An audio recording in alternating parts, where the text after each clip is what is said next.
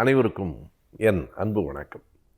புதுக்கோட்டையைச் சேர்ந்த எழுத்தாளர் நா. முத்துநிலவன் தமிழ் இந்து நாளேட்டில் தமிழ் இனிது என்னும் தலைப்பில் தொடர்ந்து 50 பகுதிகளாக ஒரு செய்தியை எழுதி கொண்டிருக்கிறார். இப்போதுதான் அது நிறைவு பெற்றிருக்கிறது.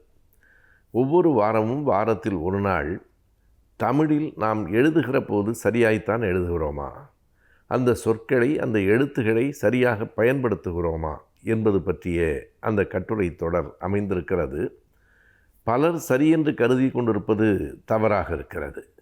அவற்றை சுட்டிக்காட்டுவது வெறும் இலக்கண ஆசிரியராக இல்லை, நம் தாய்மொழி தமிழை நாம் சரியாக பயன்படுத்த வேண்டும் என்பதற்காக மட்டுமே அந்த பணியை மிக எளிமையாகவும் இலகுவாகவும் எல்லோருக்கும் புரியும் வகையிலும் அதே நேரத்தில் பல்வேறு விதமான எடுத்துக்காட்டுக்களை காட்டியும் அந்த தொடரை முத்துநிலவன் எழுதியிருக்கிறார். இப்போது அது புத்தகமாகவும் வர இருக்கிறது. எப்படி அந்த கட்டுரை தொடர் அமைந்திருக்கிறது என்பதற்கு ஒரு சில எடுத்துக்காட்டுகளை நாம் பார்க்கலாம். இதற்கு கடிகாரம் என்று பெயரா, கெடிகாரம் என்று பெயரா?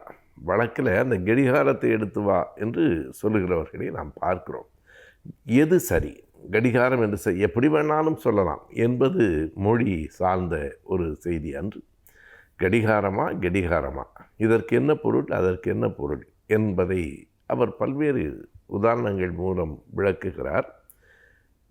கெடிகையா கடிகையா? முதலில் கடிகாரத்திற்கு வருவதற்கு முன்னால் கடிகை. இந்த கடிகை என்கிற சொல் பழையது. கடிகை என்றால் காலம் காட்டுவது. கடிகை என்றால் என்னென்ன இடங்களில் ஆளப்பட்டிருக்கிற பொருள் உடையது என்பதையும் அவர் சொல்லுகிறார். உமுறு புலவரினுடைய ஆசிரியர் கடிகை முத்துப்புலவர், அங்கே இருந்து தொடங்குகிறார். கடிகை முத்துப்புலவர், கெடிகை முத்துப்புலவர் அல்ல, கடிகை தான். அதற்கு பிறகு பழைய தமிழ் இலக்கியம் ஒன்றை எடுத்து காட்டுகிறார். நம்முடைய 11 கீழ்கணக்கில் 18 நூல்கள் இருக்கின்றன. அவற்றுள் ஒன்றின் பெயர் நான்மணி கடிகை தான். ஆகையினாலே கடிகை என்பது தான் சரி.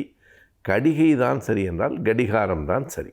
சில இடங்களில் க என்பது கே என்று மாறும். பேச்சு வழக்கில் பல எழுத்துகள் அப்படி மாறும். பெற்ற மகனே என்பதை பெற்ற மகனே என்று நாம் சொல்லுகிறோம்.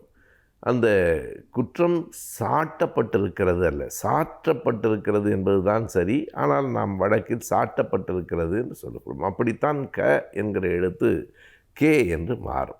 இது ஒரு எடுத்துக்காட்டு. இப்படி ஒவ்வொரு பகுதியிலும் ஒன்றை அவர் விளக்கியிருக்கிறார். பொதுவாக நடக்கிற ஒரு பிழையை அவர் சொல்லுகிறார். கணிப்பொறி வந்ததற்கு பிறகு பல நேரங்களில் என்ன ஆகிறது என்றால், இர் என்கிற எழுத்து, இர் என்றால் இடையின இர், அதையுமே ஒரு இடத்தில் அவர் சொல்லியிருக்கிறார். இந்த ரா என்றால் எந்த ரா என்று கேட்டால், இப்போதும் பள்ளிக்கூடத்தில் பிள்ளைகள் சின்ன ரா பெரிய ரா என்று சொல்லுகிறார்கள். அப்படியெல்லாம் ஒன்றும் அல்ல. இந்த ராவை பெரிசாக எழுதி இந்த ராவை சின்னதாக எழுதினால் அது சின்ன ரா ஆகிவிடுமா என்ன? ரா ரா என்று சொல்லுவதற்கு ஒலிப்பு முறையிலே நமக்கு பழக்கமில்லை என்றாலும் அதை எப்படி சொல்லி பழக வேண்டும் என்று சொல்லுகிறார். இடையின ரகரம், வல்லின ரகரம். இடையினம் வல்லினம் நமக்கு தெரியும். வல்லினம் மெல்லினம். இடையினம் என்றால் கசட தபர, அந்த வல்லினத்தில் வருகிற ரா எது?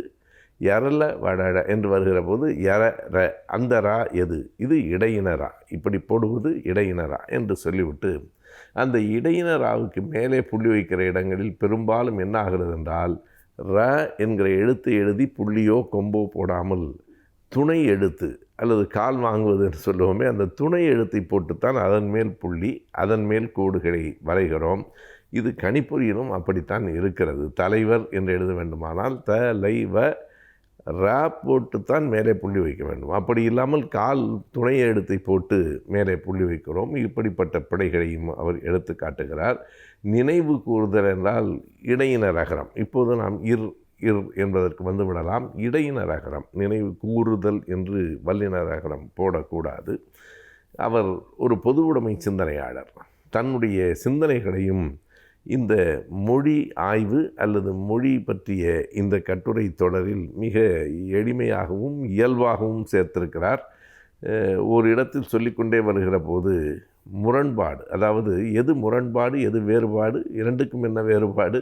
வேறுபாடு என்றால் வேறுபட்ட கருத்து, முரண்பாடு என்றால் எதிர்கருத்து. அது வேறுபட்டது மட்டுமல்ல, எதிர்கருத்து. 100 பூக்கள் மலரட்டும் என்கிற மாவோவினுடைய மேற்கோளை அந்த இடத்திலே காட்டுகிறார். இடையின நகரத்துக்கு எடுத்துக்காட்டு சொல்லும்போது ஏழை வர்க்கம், முதலாளி வர்க்கம் என்று 2 வர்க்கம் இருக்கிறது அல்லவா, அந்த வர்க்கத்துக்கு வருவது இடையின நகரம் என்று சொல்கிறார். இப்படி தன்னுடைய கருத்துக்களையும் அந்த மொழி நடையோடு சேர்த்து சொல்லுகிற அழகையும் பார்க்க முடிகிறது. ஒரு நல்ல புத்தகம். தமிழ் இனிது, இந்த நூலும் இனிது.